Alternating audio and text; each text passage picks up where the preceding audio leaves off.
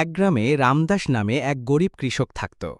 সে প্রতিদিন মাঠে চাষ করত, ফসল ফলাত, কিন্তু তার সংসারে সবসময় অভাব লেগেই থাকত। কিন্তু রামদাস ছিল খুব সৎ আর পরিশ্রমী। একদিন সে মাঠে হাল চাষ করতে গিয়ে মাটির নিচে একটি অদ্ভুত ঝকঝকে গোলা পেল। গোলাটা সোনার মতো ঝিলমিল করছিল।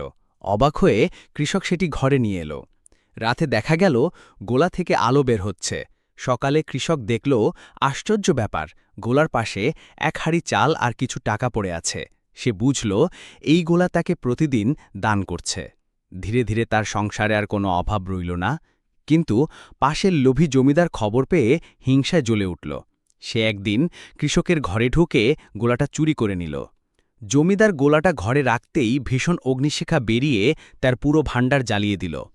জমিদার নিঃস্ব হয়ে গেল। অন্যদিকে সৎ কৃষক আবার সেই গোলাটা মাঠে খুঁজে পেল।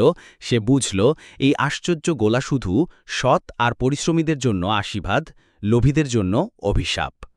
এরপর থেকে কৃষক সুখে শান্তিতে থাকতে লাগল এবং গ্রামে সবার সাহায্য করে মানুষের হৃদয়ে জায়গা করে নিল।